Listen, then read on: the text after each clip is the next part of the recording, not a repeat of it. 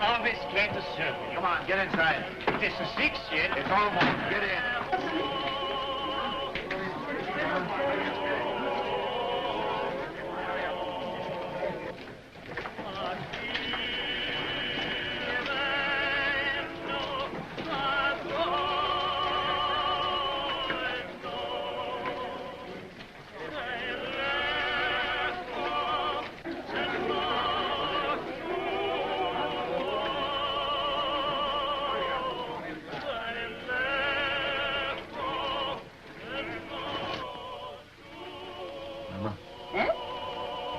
Locking up time.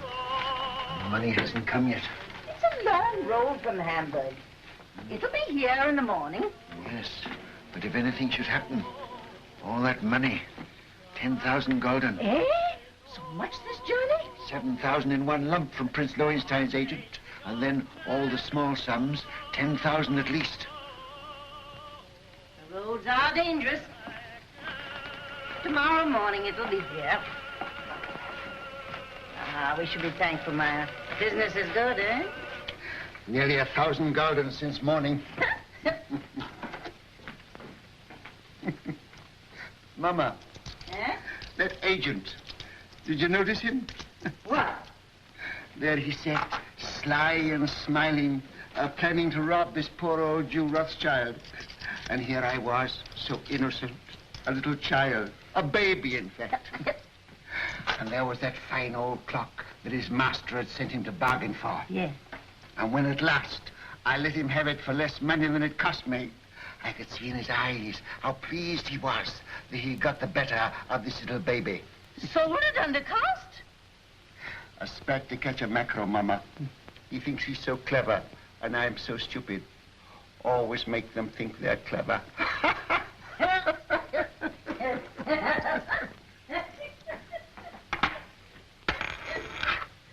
Mama! Eh? I've been robbed. Maya! Bad. A whole gulden. A dead loss. Bad. Are you sure? Sometimes they're only cracked. You're right, Maya. Who gave it you? Could it be that? That agent. And I gave him some wine, too. Some of the good wine. Maya, he'll come again. He'll come again. And then, Mama, I catch my mackerel. Well, no one can ever say you don't deal fairly with your customers, Maya. It pays in the end, Mama. Now finish your accounts and I'll lay the supper. All right, Mama. It won't be very long now. The roast is almost done. Smells good. Huh? Looks good, too.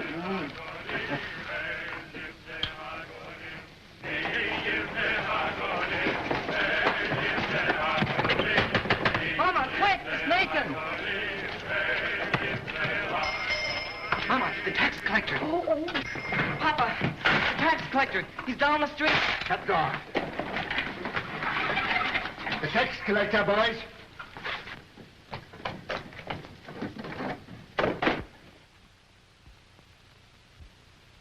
Mama, put away the silver. I have.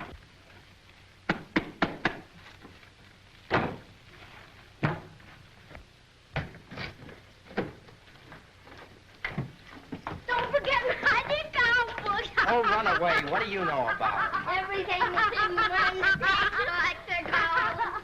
Take those hats off. Here, Mama. Yes.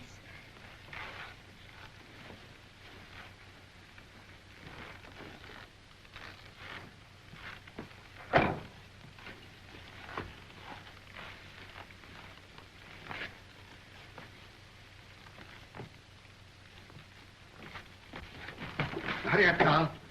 Come up, James. Over the fireplace. Remember, no deal for the last 5 days. Understand? Yeah, Father. Are you hungry? Not so very. Then look hungry. Look hungry. Amschel Solomon, you remain below. Mama, hide the roast.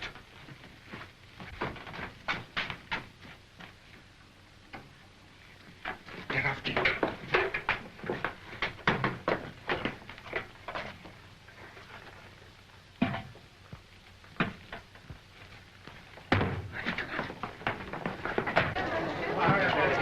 right, we'll take Rothschild next. Mama, take your sewing and sit there. Nathan, find me. Nathan, take your hands out of your pockets. Open up, Jew.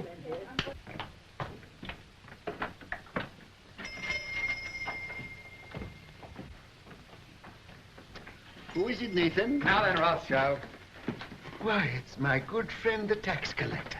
bring out your account book. Certainly, sir. Here it is. I was just looking over it. Things are very bad. I was saying to my poor wife, Gudula, this is our friend, the tax collector. Never have I known such a bad month. No. For 5 days, not one gulden have I seen. Customers come, yes, but they don't buy. No. And no one's traveling these days, so my exchange business is worse than nothing.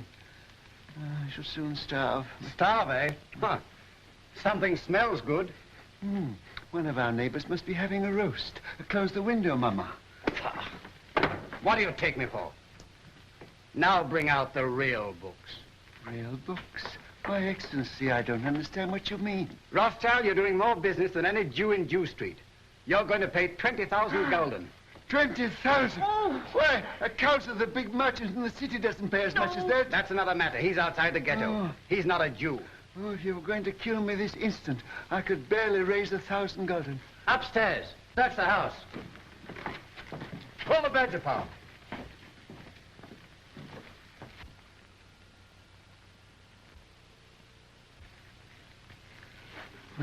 I might perhaps raise 2,000 gulden. Very interesting. Oh, that.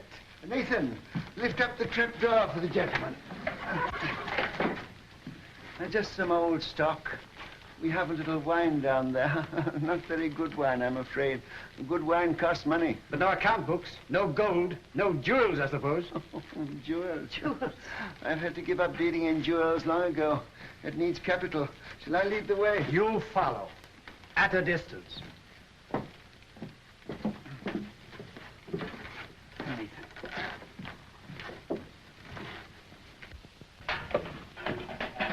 Stand up, Jew boys.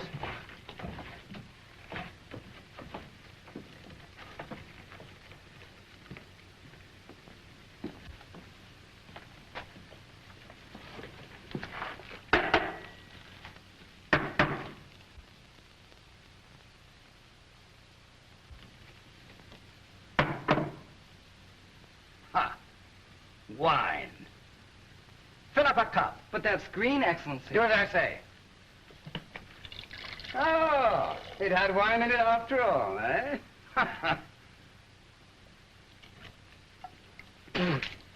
Slop. Yes, sir. That's what we drink. Ah. But there's some here that Father keeps for his facial customers. Won't Your Excellency try it?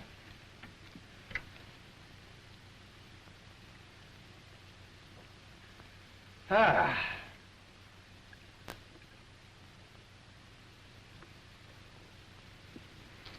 Huh. You old fox. It's good. Your Excellency does us honor. Rothschild, apparently you've been telling me the truth. So do you know what I'm going to do? No, Excellency. I'm going to charge you 20,000 gulden just the same. But I can't do it. There's not that much money in the whole ghetto. Rothschild, you'd like to pay only 2,000 gulden again, wouldn't you? Yes, Excellency.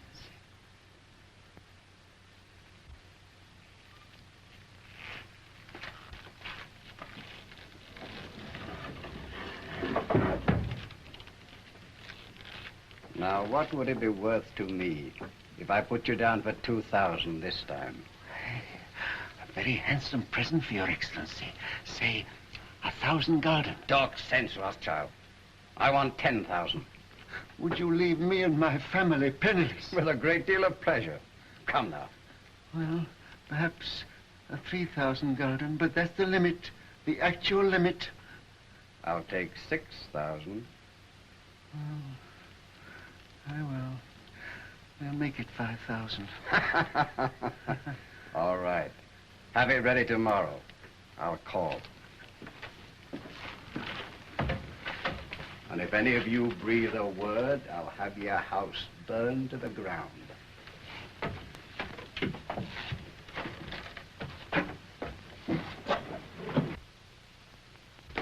Boys, you did well. Nathan, you're a smart lad. That wine, Mama, you should have seen him. And after all, a 5,000 gulden isn't as bad as it might have been. No. But it is bad to have to pay away 5,000 gulden. Not as bad as having to pay away 20,000, Father. 6 o'clock, all Jews inside. Can't wait all night. Come on, let's get out of this den of... What? Would you like to go after him? I'll let him go. Mr. Rothschild! Mr. Rothschild! What's the matter? What's happened? The man who was bringing your money from Hamburg has been waylaid by the tax agents outside the city. What? They heard he was bringing the money to Jew Street. They might have killed him, but he got away. He got away with the money? No, they got it, Mr. Rothschild. They got the money. What? All of it? Yes, all of it. You hear that, Mama? You hear that, all of you? 10,000 gulden. Our money that we worked for. Why doesn't the Almighty strike them dead? Papa, don't get excited. It's bad for you. Now listen, you are young. Your lives are before you. You've got to fight. Fight for yourselves. Fight for our people. Mama, I have to cheat the tax collector before my own children. Do you think I want to do that? I live honestly. I trade honestly. I want to be honest with them. But they won't let us. We are Jews, taxed to death. Forbidden to learn a trade, forbidden to own land. They keep us in chains. They send men here to rob us. So work and strive for money. Money is power. Money is the only weapon that the Jew has to defend himself with. Oh, Mother!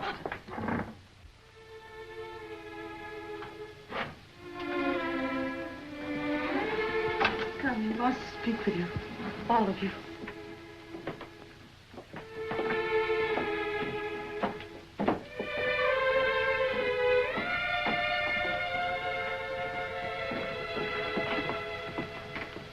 We're here, Papa.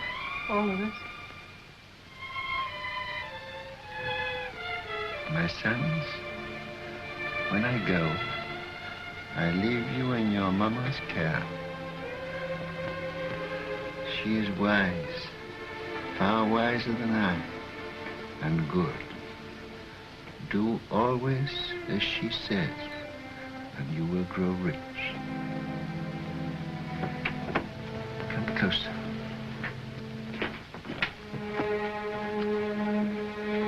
Much money is lost through sending gold by coach from one country to another.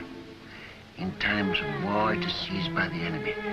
In times of peace, by thieves. You are 5 brothers. I want you each to start a banking business in a different country. One to go and open a house in Paris, one in Vienna, one in London. Choose the most important centers, so that when money is to be sent from here to London, let us say, you won't have to risk life and gold. Amschel, here in Frankfurt, will just send a letter to Nathan in London saying, pay so-and-so. And that will be offset by loans from London to Frankfurt. Understand? Yes. In your day, there will be many wars in Europe. And nations that have money to transport will come to the Rothschilds because it will be safe. Papa, you mustn't talk anymore. The doctor... I'm giving advice to our sons, Mama, that the doctor cannot give. Remember, unity is strength. All your lives you must stand by one another. No one brother must be allowed to fail while another brother succeeds. Your 5 banking houses may cover Europe, but you will be one firm, one family, the Rothschilds, who work always together. That will be your power. And when that power comes, remember the ghetto. I shall be here. I shall never leave the house where they were all born. And remember this before all, that neither business nor power, nor all the gold in Europe will bring you happiness till we, our people, have equality, respect, dignity, to trade with dignity, to live with dignity, to walk the world with dignity.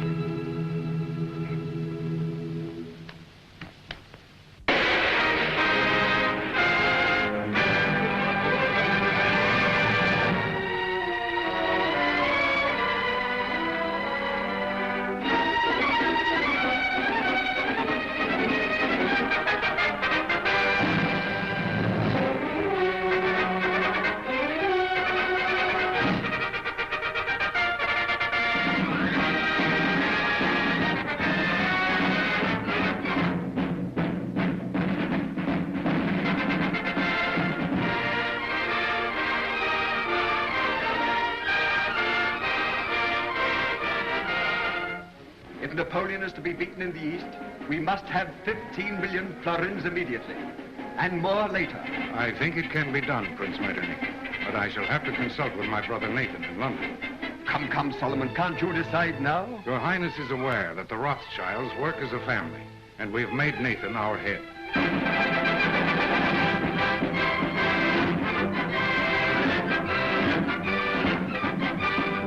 The Rothschild. There can be no peace in Europe as long as Napoleon controls Italy. 16 million ducats as soon as possible. If your Highness will keep the utmost secrecy, I will endeavor to obtain the consent of my brothers.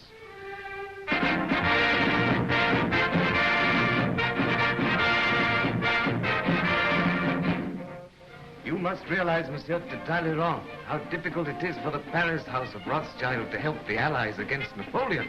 My dear Monsieur James, I will be as secret as the grave. But we must have 50 million francs.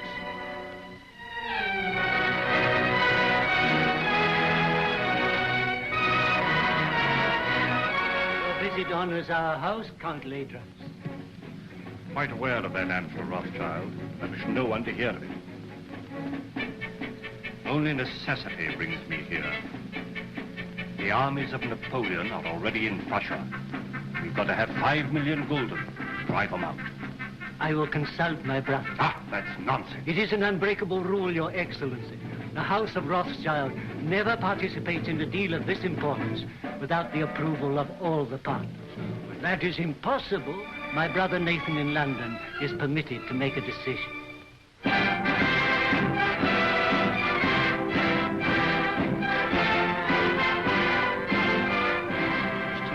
May be that just one more loan will carry us to victory. You've been most generous, you and your brothers too. And I can assure you, sir, that His Majesty fully realizes that the House of Rothschild has already contributed 10 times as much as any other banking house in Europe. Captain Fitzroy arrived this morning from Wellington's headquarters, and he's told me how much the General appreciates what you've done. Lord Wellington's language on the battlefield can't be repeated, sir. But I've heard him declare that he wouldn't swap any one of those 5 Rothschilds for any 5 of Napoleon's brigade. May I tell the Prime Minister you agree to one more loan? Do you realize, gentlemen, that the Allies are drawing on us throughout Europe? It's money that wins wars. It's money that makes wars. With £5 million, we can hold Napoleon at bay. Mr. Harris, tell the Prime Minister I decline to raise £5 million to keep the Allies fighting Napoleon. I'm sorry. But you can tell Lord Wellington that the 5 Rothschilds will let him have 10 million if he'll guarantee to smash Napoleon. Oh, excuse my hat, gentlemen.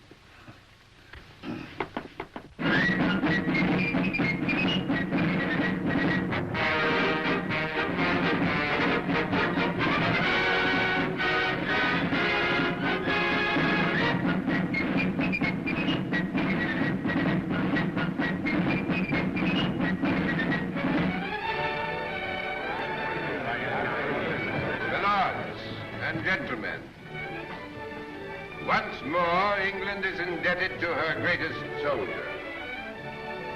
It is my privilege as Prime Minister to thank you on behalf of England for his glorious achievement. We rejoice at your safe return. My lords and gentlemen, charge your glasses. I give you a toast. His Grace, the Duke of Wellington.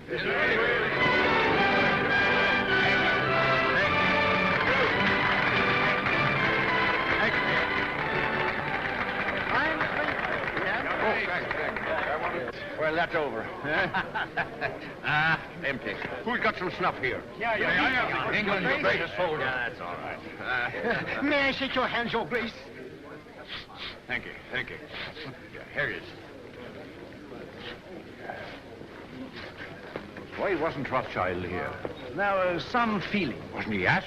Well, no, Your Grace. Some of these people... Wasn't the man who paid for these dash wars important enough? It wasn't a question of importance. It was... If he can't come here, I suppose we can still go there.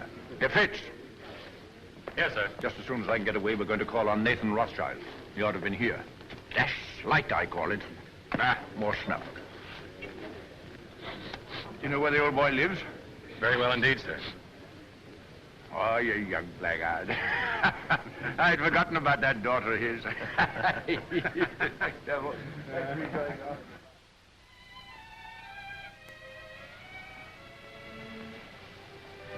Darling, No, I'm not sorry. Not in the least. neither am I. Just started. I've been trying to tell you for a long time. I've wanted to kiss you. Yes, I know that.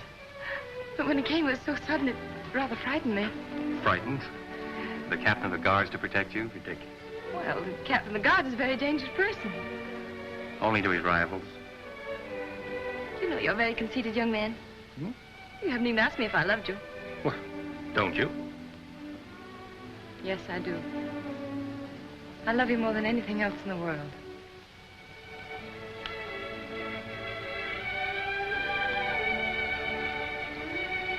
Well, then tonight, after I've tucked the Duke into bed, I'll call on your father. My speech to him is all ready.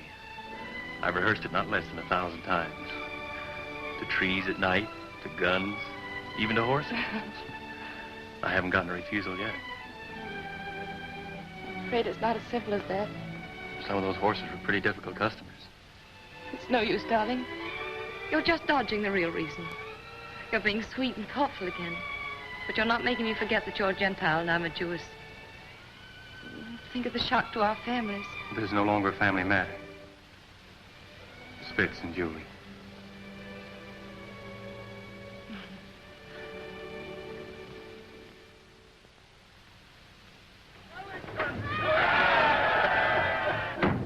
Hush, hush, hush.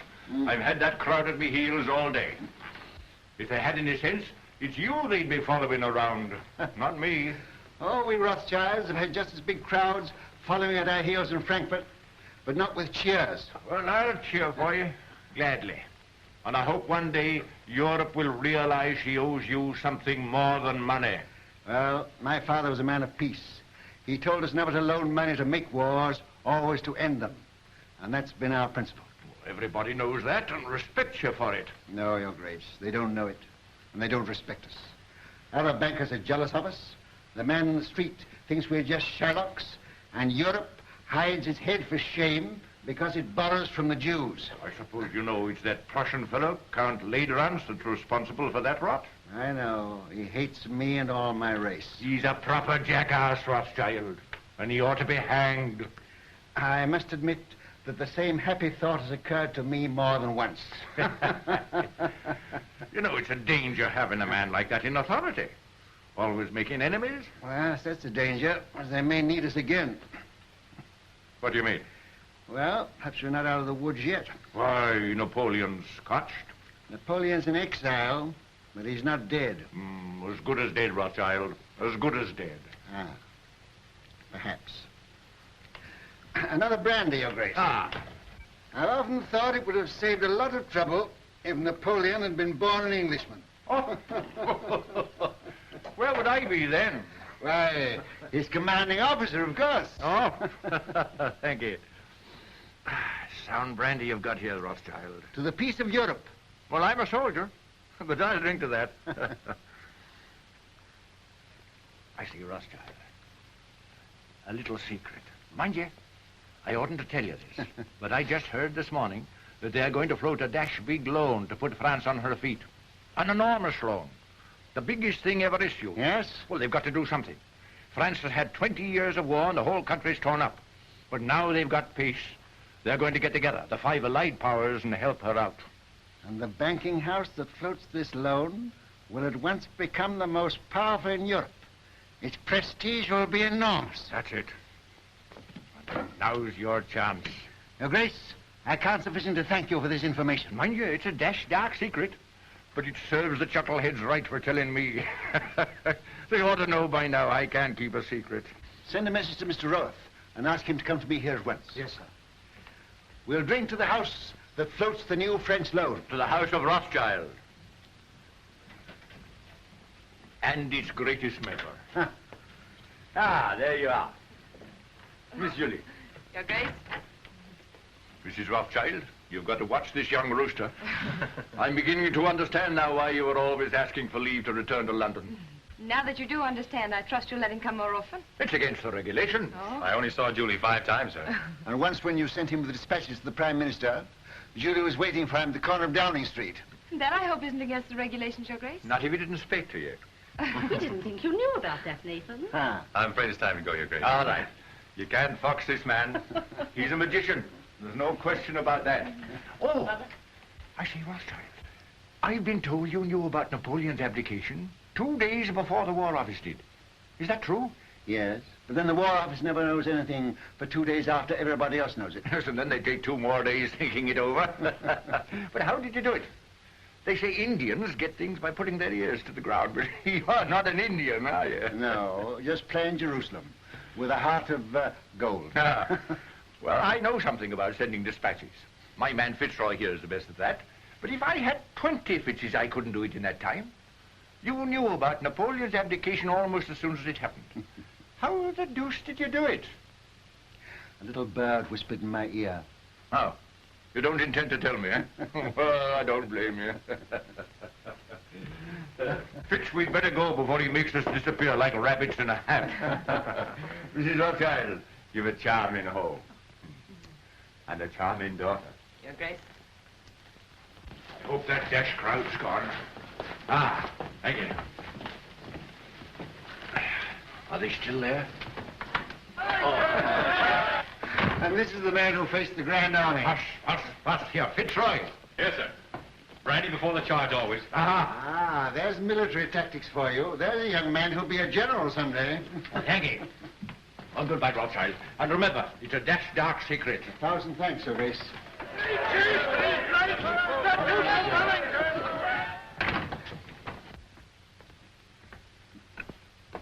There he goes, longing for the peace and the quiet of the battlefield. Yes, sir. Mom, I ought to be very happy, but I'm not quite. What is it, dear? Fitz says it's nobody's business but ours, just his and mine. But it's his wretched family I'm thinking of. You know, Mother, nearly all of his aunts are duchesses and countesses, and oh, I'm so afraid they'll turn up their noses. He doesn't object to our money, I hope. No, he says he's willing to overlook that. Oh, I'm glad to hear that. Father, please don't think of Fitz like that. Please don't. You're hurting her, Nathan. Isn't that rather cruel? Oh, no, it's my fault. I never told Father I really cared as much as I do. And you didn't either of you think I knew. We businessmen are not supposed to notice unimportant things like daughters and wives. You should know better than that, Hannah. Well, I knew she loved him, but we thought we'd tell you when you got to know him better. Julie, you know the tradition of our family. A Rothschild to marry a Rothschild. But I wasn't a Rothschild, Nathan. No, but you were Hannah. And you were one of our race. That's what frightens me, Mom. These dreadful prejudices. Could we bear it? Could Fitz bear it? I won't pretend, Julie, that I wouldn't rather you married one of your own people. It's a cruel barrier. Yes. But the world's changed a bit, especially in England. There's no Jew Street here. And they're lifting other chains from us, too. So, perhaps... Oh, no, don't say perhaps. Say yes. What do you think, Hannah? I think girls should be allowed to make their own choice. Ah, I'm not sure that I agree with you. Oh, but this girl, Father. Well, it's about the first time that I've known a Rothschild to make a bad bargain. You are a Rothschild, and the Duke of Wellington has told me that the Rothschilds did a great deal for Europe during the war. Now, what have your Fitzroys done? Nothing, beyond repeatedly getting leave of absence from duty and showing an unaccountable interest in orchids. And a remarkable taste in women. That doesn't show strength of character. Any fool could fall in love with you. Oh, but not any fool could get your consent. He hasn't tried But yet. he will. And when he does, you'll see him. Oh, you darling. Here's Rose looking positively shocked. Don't go, Julie. Oh, I must. I'm engaged. Where are you going, Julie? I'm going out to the orchid house. Look at the orchids. Rose, I sent for you because I have tremendous news. This message must go to each of my brothers at once. By what His Grace calls our magic. Great news. Yes, indeed.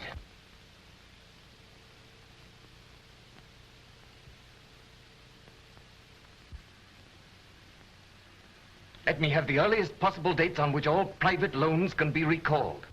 Give instructions to grant no more private loans until further notice. I must know at once the exact extent of our available capital. The most important deal the House of Rothschild has ever attempted.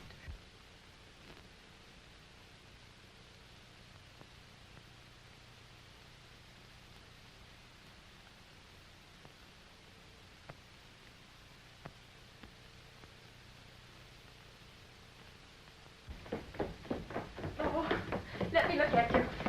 Oh, you really look so very nice. I'm sure I don't know how they could refuse you anything you asked. I'm not depending entirely on my profile, Julie. Where's my hat? Oh, the carriage hasn't come yet. I'll take a hack. That's what I like to do. It always makes me feel so independent. Sure you won't let me put a little perfume on your handkerchief? Quite sure. You're so calm. Aren't you excited at all about getting this great loan? Who'll be there? Representatives of all the big banking houses in Europe. Baring will be there, of course. And the ministers of the countries interested, I suppose. I suppose so. Ladrance representing Prussia, Metternich from Austria, and the rest of them. Still, you feel pretty sure, sir, don't you? Sure of half of it, anyhow. I have private information that ours was the best bid. The largest loan in history. You know it's the proudest day of your life. The proudest day of my life happened 30 years ago. I shan't draw an easy breath. Don't worry. When I say that no other banking house in Europe can match our bid, I'm not guessing, I know. And now where's my hat? On your head, I believe. Where it should be. Where it shouldn't be in a lady's presence. I beg your pardon. To Downing Street and victory. Goodbye. Bye, Father. Good luck.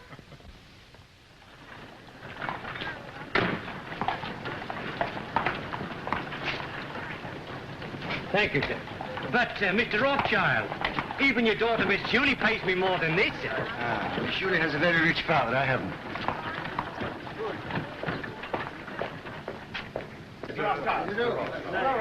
Mr. Gameler. Mr. Rothschild. How do you do? Very well, sir. How are you, Rothschild? Hello. Am I too early or too late? Early. They're still in the conference room. Oh. My lords and gentlemen.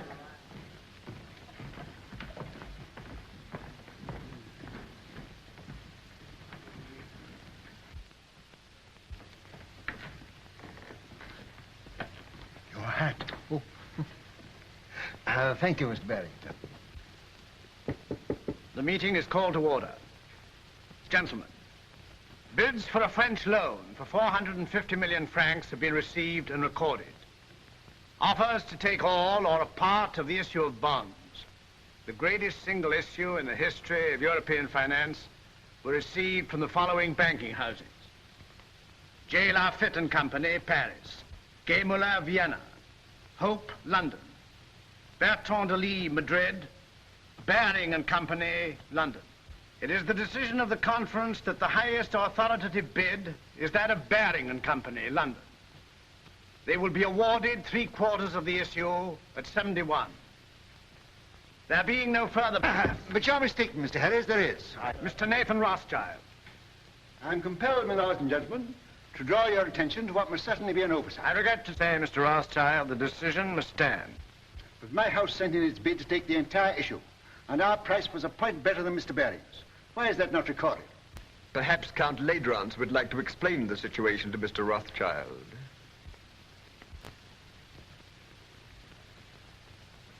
Your Excellency. Your bid was received, Mr. Rothschild. But to put it as delicately as possible, it was thrown out, shall we say, on a technicality. A technicality? What am I to understand by that? You are at liberty to give my statement any interpretation you choose. You mean, in brief, I am a Jew? Likewise, in brief, I do.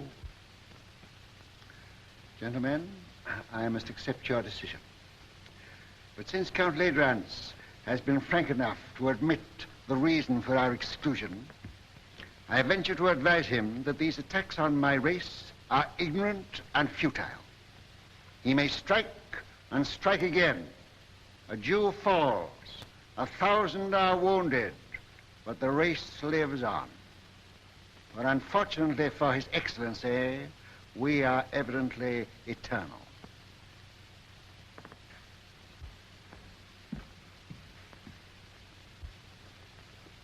Mr. Harris, you say that Barings take 3/4 of the loan. May I ask who takes the other 1/4? That is being taken up by Count Ledrans, Prince Metternich, Count Talleyrand. I see. A family party. Good day, gentlemen. Your luck is out, Mr. Rothschild.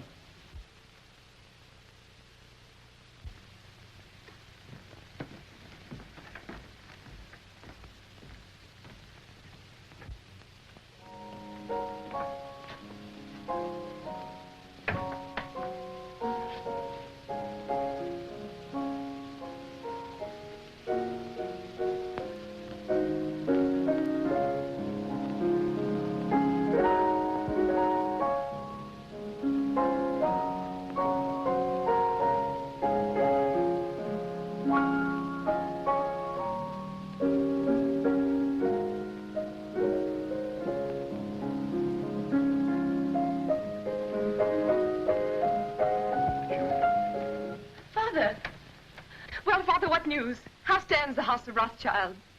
Well, they've been throwing stones at it. And I'm afraid some of the stones went wild and hit you usually. What do you mean? I've just come from a meeting of men in society, the kind of society to which Fitzroy belongs. And they stoned me because I'm a Jew.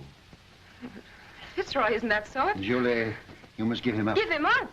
I can't. I know best. But you don't love him, I do. Will he continue to love you? Father, this isn't like you. You've always fought for what you wanted and got it. Well, perhaps I'm a fighter, too. This fight's been going on for 2,000 years. But things are changing. You said so yourself. I was a fool. I thought we'd swept away these prejudices, but I was a fool. Fitz knows what he's doing. We've talked this thing all over. We're ready to face the consequences. While you're young. But what are the years to come? There's no one else in the world for me but Fitz, and I won't give him up. Well, Nathan, what is it? They didn't outbid you. Yes. My bid was thrown out on a technicality. A technicality? Because I'm a Jew. But they did me a great service. They showed me just how they were going to behave to Julie if she married into their set. You'll do as I bid you. I'll try, Father. Nathan, what have you said to her?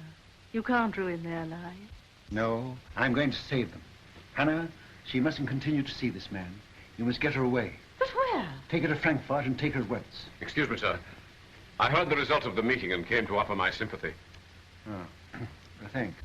If you have any spare sympathy, you might keep a little in reserve for Baring, Ledrans and Company. I don't think they need it, sir. No, they may later. Do you realize that Ledrans, Metternich, Talleyrand, and the rest of the party are taking 1/4 of this loan without a penny between them? But they'll make millions on the rise. Ah. He's tired. Perhaps I'd better call again later. Ralph, Sir.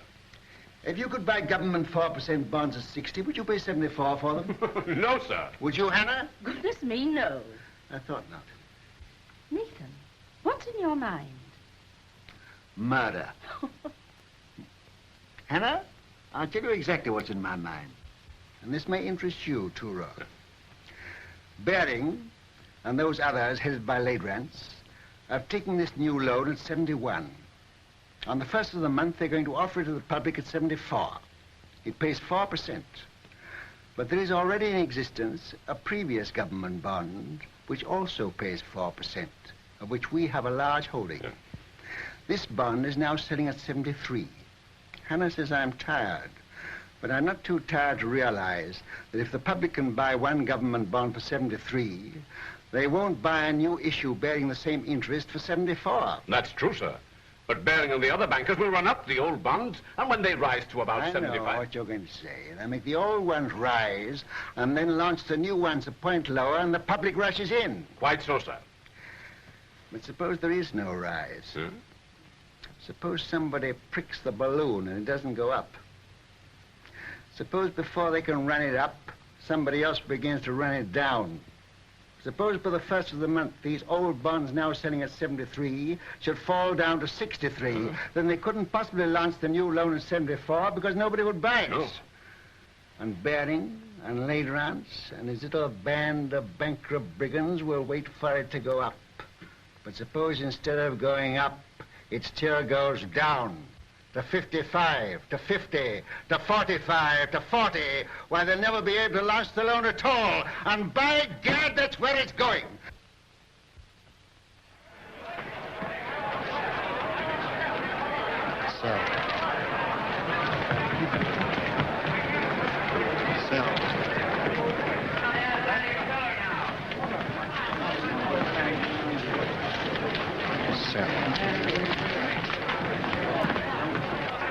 Look at Rothschild. You'd think he was selling apples instead of government bonds.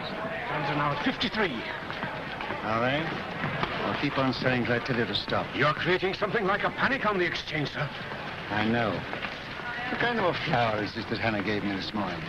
I don't know, sir. Very pretty. Smells nice, too. Mr. Rothschild, do you know what you're doing to the market? What have you heard? My dear fellow, I don't hear things. I just imagine them. You know what kind of a flower this is? No. 52. 52. That means I'm down about 25 million francs. And you the same, Ledrans. Can't something be done to stop him, Baring? You're the biggest banker in England. Are we all to be ruined by the gymnastics of a dirty Shylock? I've thrown the entire resources of Baring's bank into the pool, but I can't stop it. He's got us on the run. Right. I bet you half a crown that Baring makes straight for this post within 2 minutes. I'll take you, sir. I'm tired of losing money. I'd like to win some.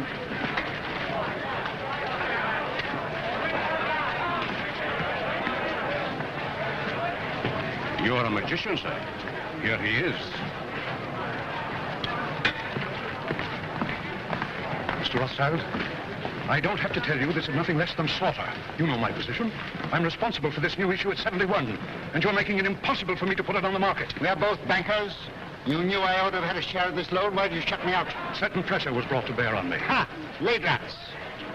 Well, yes. Then let Ladrans speak for himself. All right, Mr. Baring. I'll come. I'll follow you.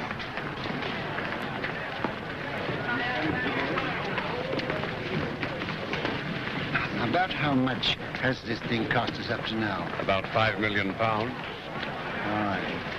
We'll make 10.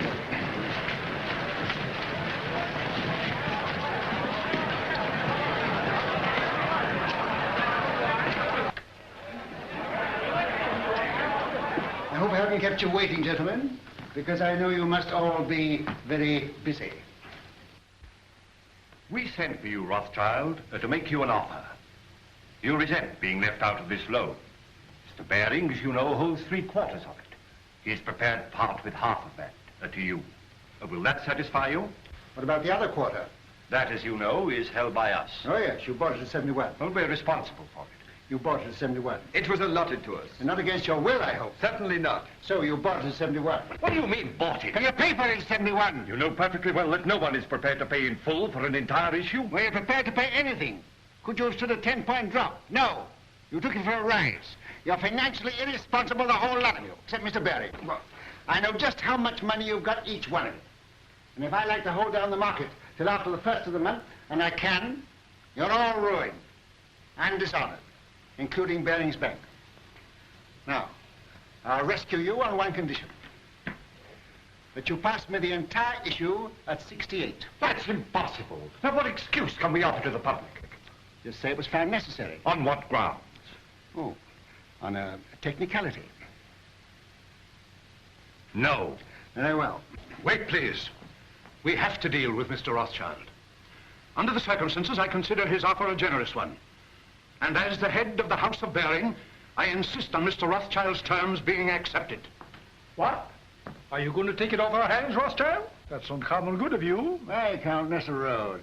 Are you also on the preferred list? Yes, but I much prefer to be off of it. Well, we've no choice. I accept. I say yes without hesitation. Complete rents? Very well. To save time, I had this little contract drawn, which I shall ask you gentlemen to sign.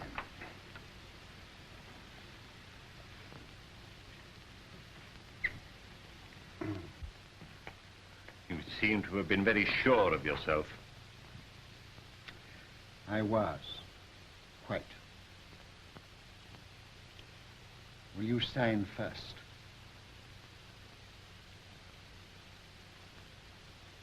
$49.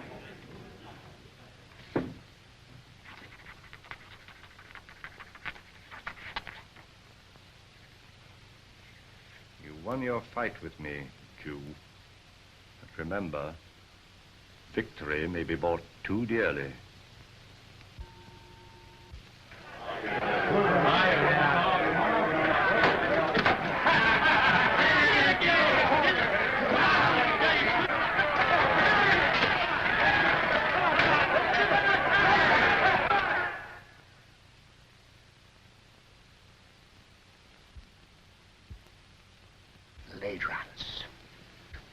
What are you going to do, sir? I'm going to Frankfurt. I'll leave within an hour.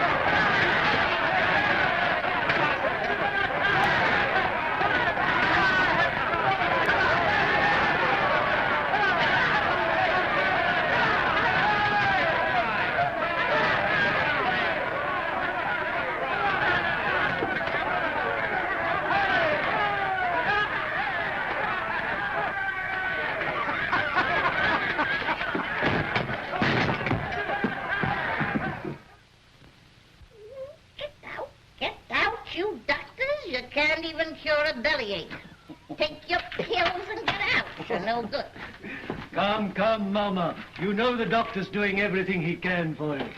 You must remember, Mrs. Rothschild, you are 88 years old, and I can't make you any younger. I'm not asking you to make me any younger. I'm asking you to make me older. She's better. She's insulting people. There's nothing the matter with her. Just nerves. Nerves? Do you think I'm afraid of that rabble? I've had 88 years of this, and I'm not dead yet. But we want you to come away with us for a few months. You're not safe here. I was born here, and I'll die here. And that won't be soon, either. I'll live a dozen years yet. Nathan, you ought to know enough about bargains to know the Lord isn't going to take me at 88 when he can get me at 100. Well, Nathan, what's brought you here all of a sudden? He came to see his wife and family. What have you been doing that girl of yours? She goes mewing about like a cat that's lost her kittens. She needs a change. She needs a husband, that's what's the matter with her. What about one of the Goldschmidt boys? I'm afraid Julie has ideas of her own. Then leave her alone. She's no fool.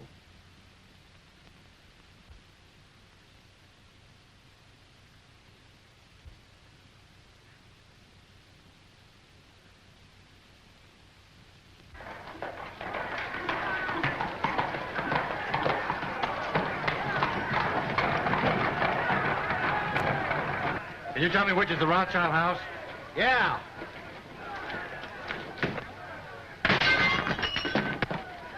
That's it.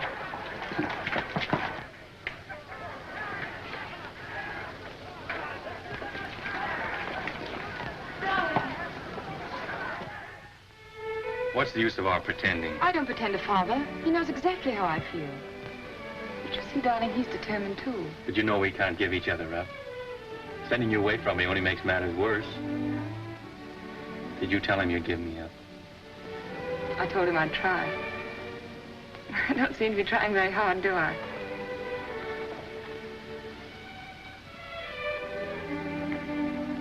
Let me look at you. How long did it take you to get here? How long have you been riding? I left yesterday morning. How'd you manage? I asked Nosy for leave.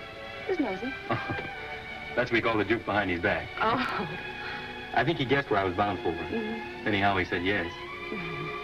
Of course, I'd no idea your father was here. No, of course not. What are we going to do? I'm going to see you and have it out. Fitz. Oh, darling. Won't you see this through with me somehow? I've got you and I'm going to keep you.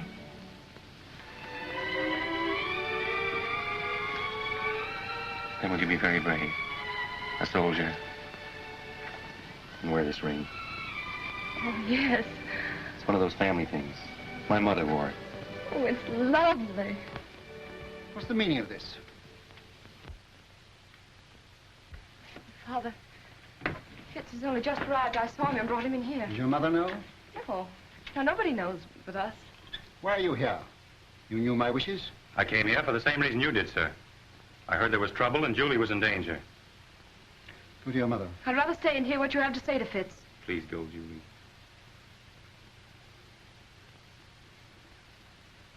It's no use, Father.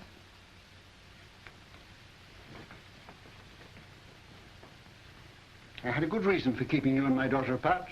I desire that you respect my wishes. If Julie weren't agreeable, I wouldn't be here, sir. But her happiness is involved as well as mine. Unfortunately, we differ as to where her happiness lies. What has changed your attitude toward me, sir? Captain Fitzroy, I doubt whether there's a single man in London today who would suspect me of being a sentimental fool, which apparently I have been. But fortunately, I have a certain amount of common sense, which sometimes comes to my rescue. You'll please understand that your attentions to my daughter are objectionable to me. What is your objection? You're not of our race. That's an objection I think you might have raised a great deal earlier, I sir. was a sentimental fool. Walk through this ghetto. Go into the Jewish quarter of any town in Prussia today, and you'll see men lying dead. Julie's people killed by your people for but one crime, that they were Jews. Now do you understand? I'm sorry, sir, but I still love Julie. Julie is a Rothschild, and she'll not marry without her father's consent. Good day.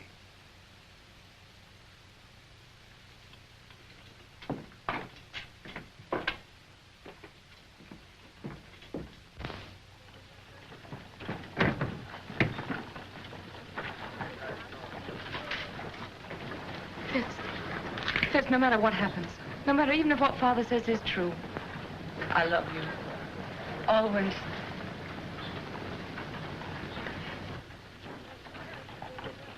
The Jews of Prussia know that this uprising is the direct result of your quarrel with Ladrans, and that has made them bitter against you.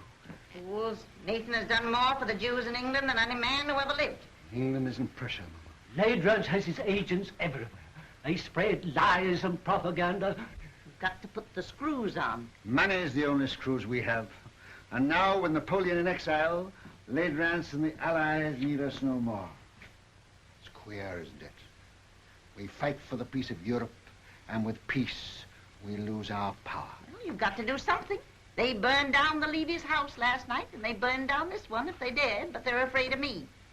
You tell all those kings and ministers you feed that if they don't stop this outrage, you'll stop their pocket money. If I thought Ladrans would listen, if I thought I could make him call off his dogs, I'd go to him. But now, don't worry, Nathan, and make yourself sick. The Lord isn't going to desert us. So take a rest. Leave the work to him. If there was only some way you could handle Ladrans. For the sake of our Jewish people, I think you should go to him, Nathan. Grovel at his feet, eh? All right. If you think so, I'll go. He must have his price, and whatever it is, I'll pay it.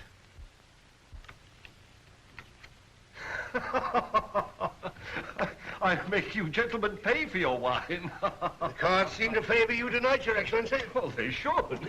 They're my cards. Colonel, any news? Good news, Your Excellency. Dresden, entire ghetto reduced to ashes by fire. It is estimated that 5,000 Jewish refugees crossed the border into the Netherlands. I have dispatched 3 agents to The Hague to stir up the populace there. Frankfurt. The citizens stormed the ghetto and fired 2 houses. A serious pogrom was prevented by the arrival of the civic guard. Who ordered out the civic guard? The burgomaster, but he won't interfere again. We've explained Your Excellency's campaign. That's splendid news, Colonel. I have still better news for Your Excellency. Yes? Nathan Rothschild is in Frankfurt. He arrived from London last night. If he tries to leave, I want him arrested at the border and brought to me here. Yes, Your Excellency. Upon what grounds? Make your own grounds. Yes, Your Excellency. The House of Rothschild. The house with the red shield. I'll make it red.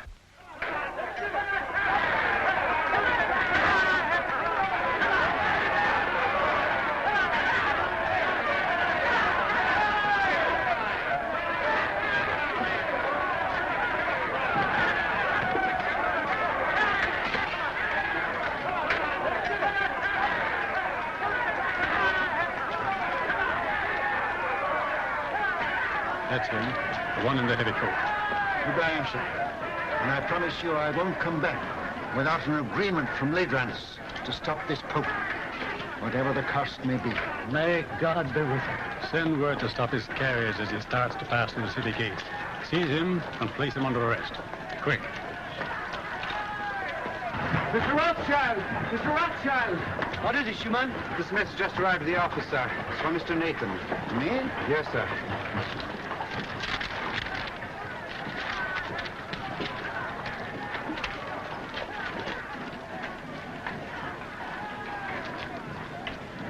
What is it? Napoleon has escaped from Elba. The French are rallying to his banner by thousands. This means war. Another war. Now you can go to Ladrans.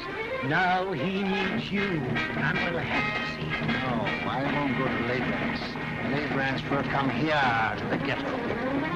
Michael, bring my baggage back. I'm not going. Very well, sir.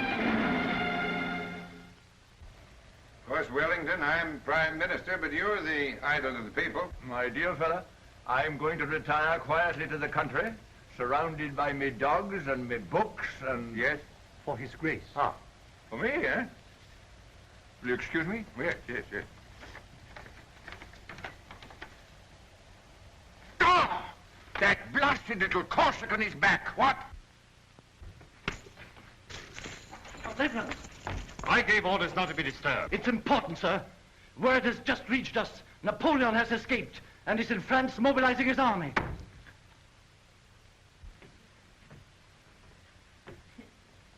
Mama, dear. Yes? My, you're walking just like a young girl. Well, boys?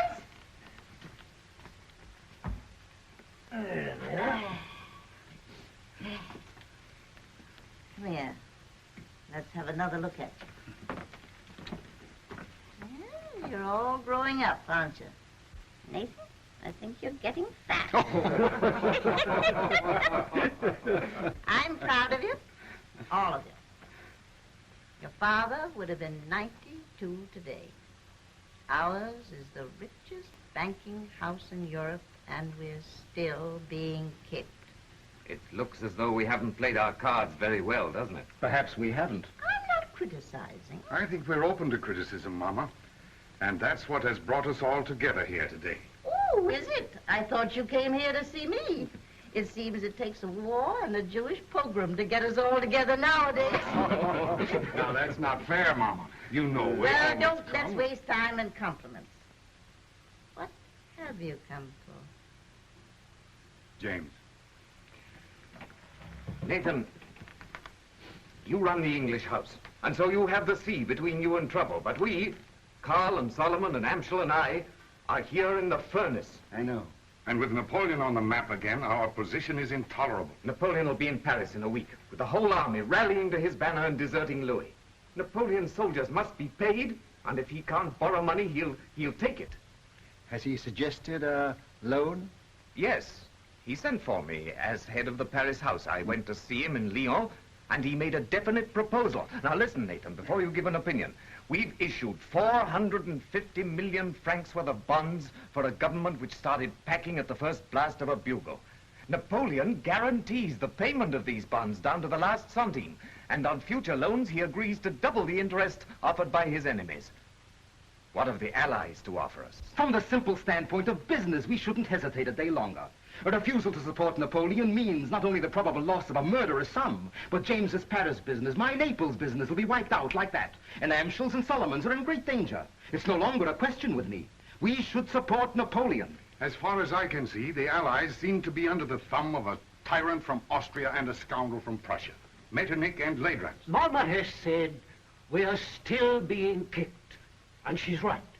For a quarter of a century we have stood with the Allies, and apart from what we've got out of it personally, houses, fine clothes, carriages, as Jews, we are just where we started, in the Jew Street, waiting for the change to be put up. I agree with the others. We've got to transfer our support to Napoleon and start over again with him. Well, son? You're right, all of you. And every word you've said is true. But still, we must fight Napoleon. Why?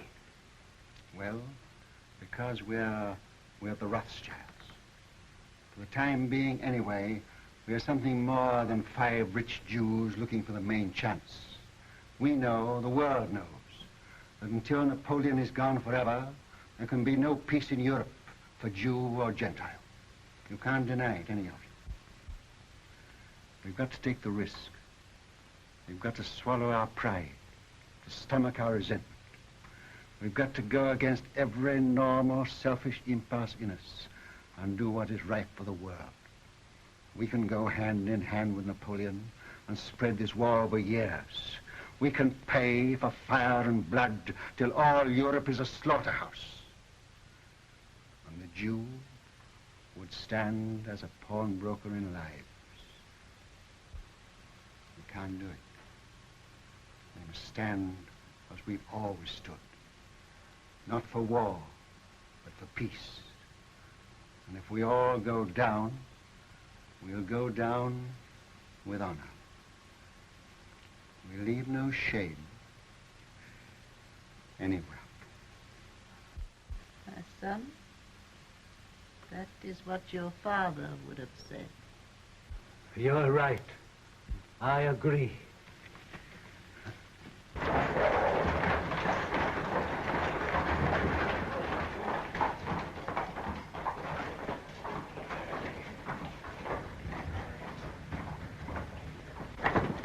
The house with the red shield, Your Excellency.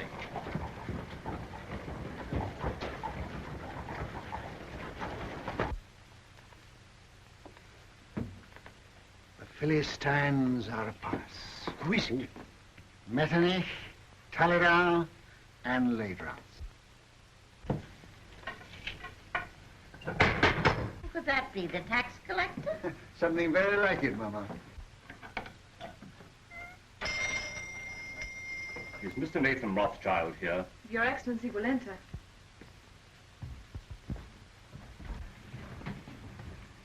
Lords, this is a great pleasure. But how did you find your way? The Duke of Wellington was kind enough to supply us with a guide, Captain Fitzroy, who has, I believe, been here before. Won't you come in? My brothers and I were speaking of you only this moment. Prince Metternich. I won't burden you with introductions, except perhaps to my mother, who was startled by your arrival. She thought you were the tax collector, Count Ledrans. Welcome to our ghetto. You will forgive this unexpected visit. Certainly. We were expecting it. Then we may assume you know precisely why we are here. Not the precise amount, but approximately. May I congratulate you on your brilliant son, Madame Rothschild? Yes, I'm told I'm the mother of half the loans in Europe. I am here at the request of the Duke of Wellington and the Allied governments. In that case, my brothers too are interested. Won't you sit down? We will not intrude very long. Well, you're chained in at 6. Speaking for myself, I admit that I come as a penitent. We've not always treated you quite fairly, Nathan. And now, frankly, we need you. You should join Wellington on the field of battle. He once told me that the test of a great general is to know when to retreat and to have the courage to do it. The Allies need money. Now, we're not asking you to give anything. You're money lenders, and you'll get your interest. You sure of that? Don't you trust the powers? No, Austria's bankrupt. France is already in the hands of Napoleon. And so is Italy. Why don't you go to the other bankers? Your own bankers. We have not sufficient capital. You mean they won't take the chance? What if Napoleon wins? I suppose there must be a certain amount of risk in your business. No, we ask security. What security can you offer us? Then don't say you're not asking us to give anything. You're asking us to give a great deal. I see no reason for prolonging this meeting.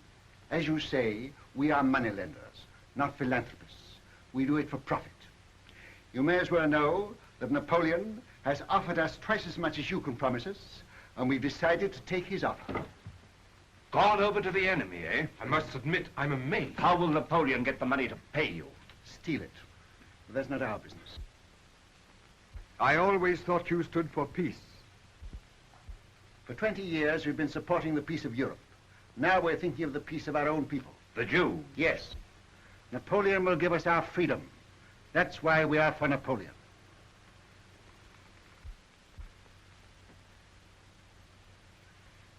Is that your only reason for deserting the Allies? I resent being cross-questioned by you, Count Ledrans. I think His Excellency was about to make a proposition. Oh. Well, if we gave you all the freedom that Napoleon could give you, would you then be willing to sacrifice the financial advantage of his offer? Count Ledrans, we are moneylenders. Come, Nathan, after all these years... What do you offer? What do you want? Brothers, may I speak for you? Yes, of course.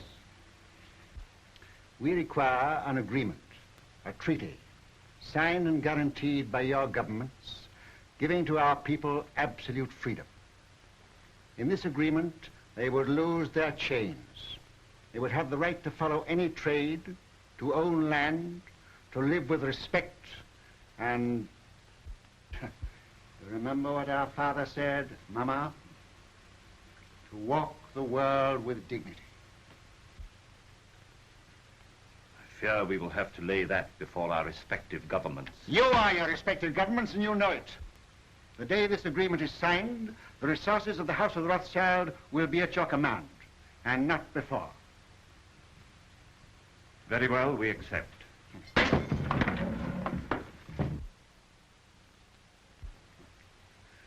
Pray excuse this, my lords. Some Gentile has evidently strayed into our quarter.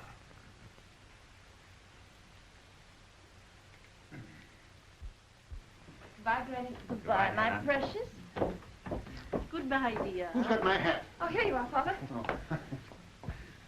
James. Father, I'll go out of the carriage with Michael. All right, my dear. James, it's of vital importance that we should have first-hand news from the field of battle. Somebody to be close to Wellington's troops. Whom can we trust? In time of war, nobody. What about you? Will you do it? Yes. And I'll get word to you every day. Of every move they make, the instant they make it, and always by the usual method. Oh, Mama? I'll come to the door with you. Oh.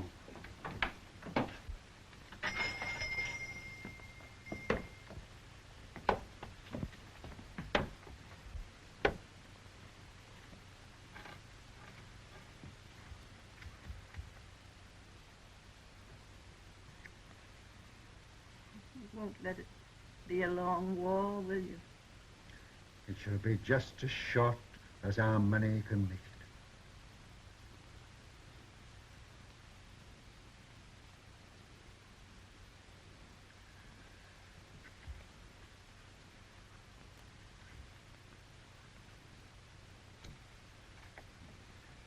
Good luck.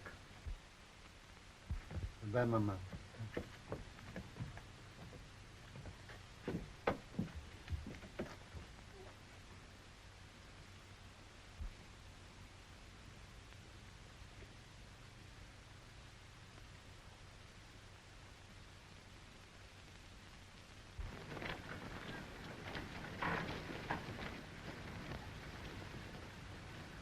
It's a horse, dear.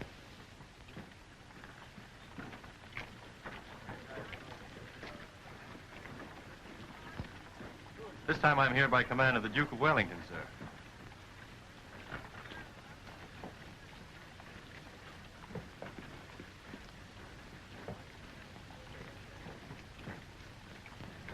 Give me the ring quickly. Darling.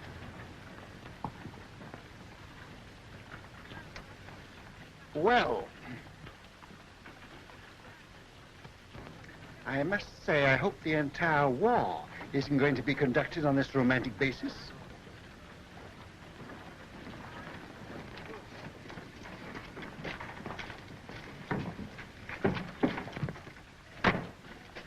Seven Fitzroy, I give Napoleon 100 days, no longer. If at the end of that time you're still alive, and you seem to be the type of young man that can't be killed, you can come and talk to me in London. Thank you, sir. I shall count the days.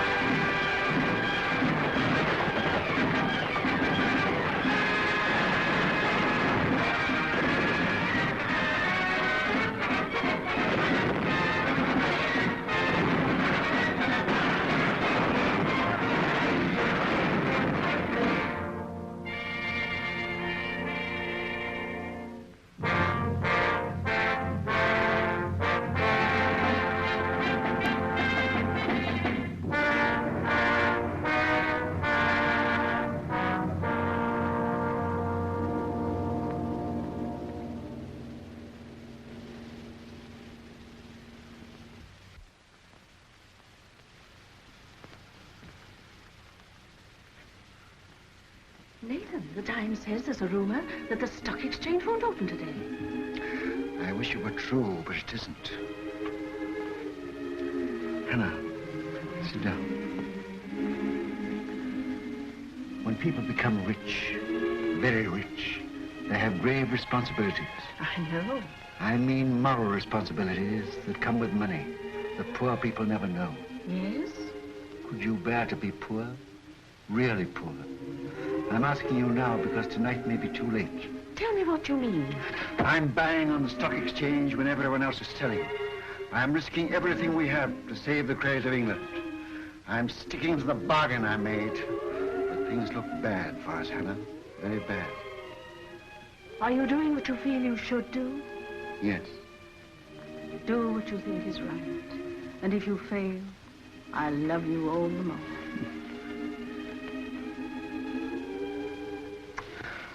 And whatever happens, with your love and your flower in my buttonhole, I'll still be the richest man in the world. Father, Mr. Roth's brought a message. May we hear it? It just came, sir. I thought you should have it before going to the exchange.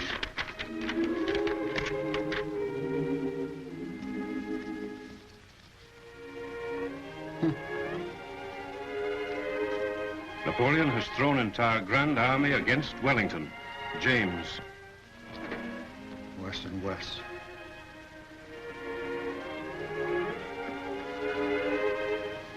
Foolish, you lady. These are hard times for young lovers. Father, you said you gave Napoleon 100 days. This is the 100th day. Fitz hasn't come back to me.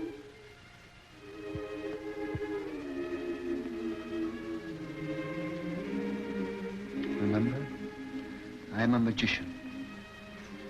My day may be over, but I know there's a message of love and hope on its way for you.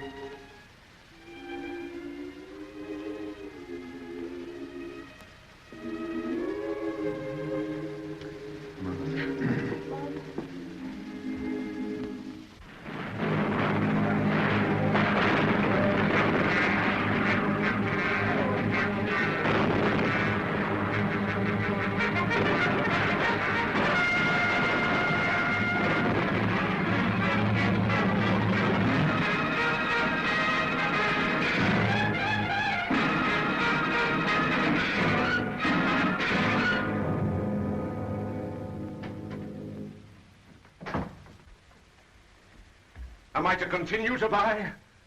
Yes. But it's sheer suicide, sir. Buy. Support the market. But we can't possibly keep it up, sir. How long? It's 2 hours to closing time. Can't hold on for 2 hours. Then stop this insane buying. No. I made a deal with Ladrans and the rest, and I won't go back on my word.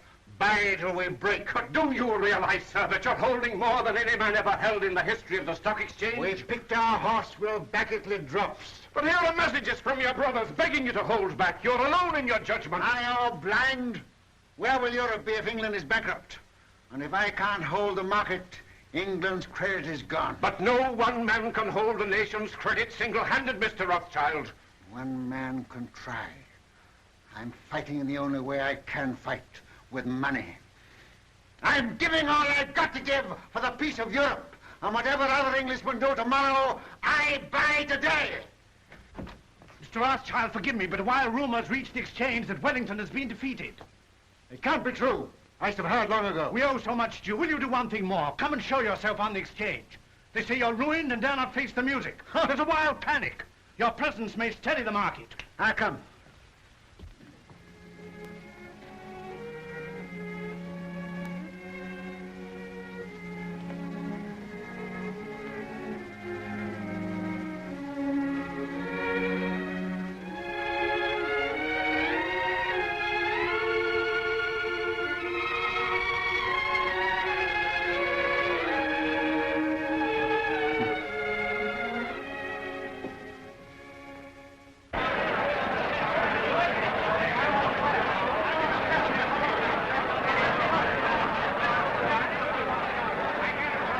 Too late, Mr. Rothschild.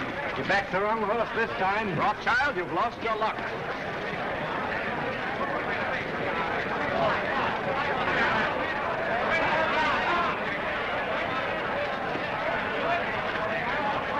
Michael. Buy. Buy. Yes, buy. Have you had any news? What do you think about this rumor? I don't listen to rumors, Mr. Baring. You hear what they say? Wellington defeated. You mind telling me what you're going to do? I have no objection to all London knowing what I'm going to do. I'm buying.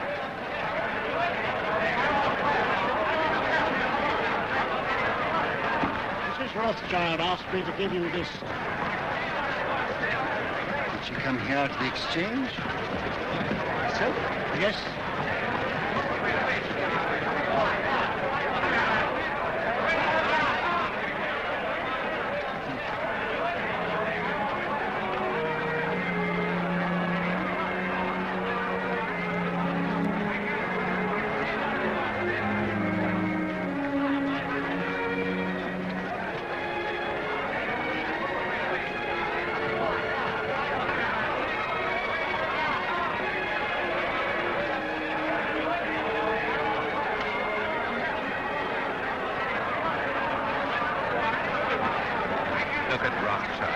Did you ever see such a cold-blooded fish? Puts a flower in his coat as he stands on the scaffold with a rope around his neck. News. Just arrived.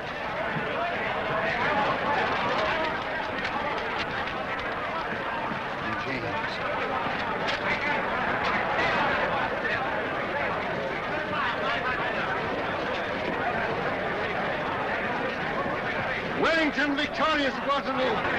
Napoleon defeated. The war is over. Gentlemen, listen, listen. I have news from Waterloo. Napoleon is beaten. You've been overfired. Don't play tricks on us. It is true.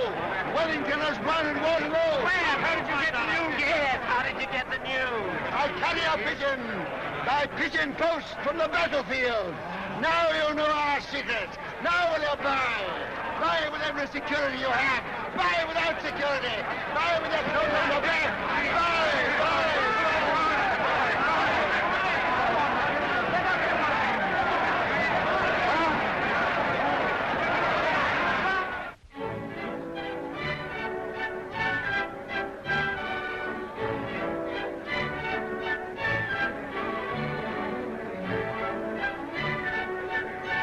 Rothschild, do tell me how it feels to be the richest man in the world. One has to be very clever to make a fortune these days. Perhaps, but far more clever to keep it. Really? Well, I wish you'd tell me how to make money on the stock exchange. What's the recipe? Oh, same as for a cold bath. Quick in and quick out. Excuse me.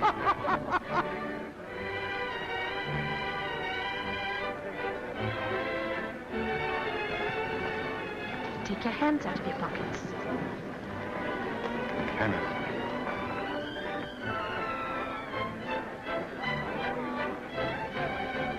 Strange, isn't it? If young people like that should be just as interested in romance as you and I. May I congratulate you, young people? Thank you, Your Grace. Nathan, you're worried about something. Yes, Hannah, I am. I'm confoundedly worried. What is it? Well, Mr. Rothschild, my congratulations. Harry, George, just the man I wanted to see. I'm very worried. Which knee do I kneel on when I go before His Royal Highness?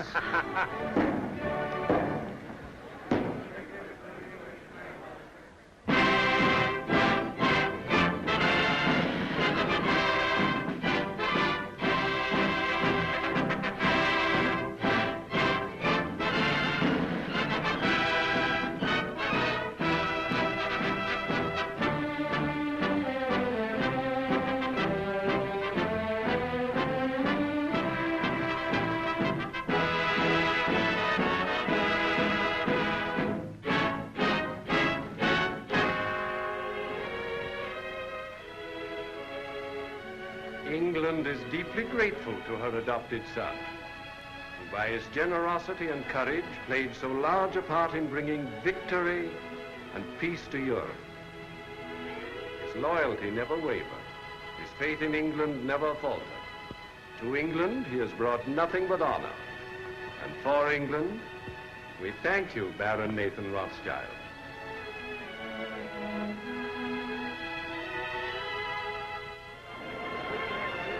Hannah, I used the wrong knee.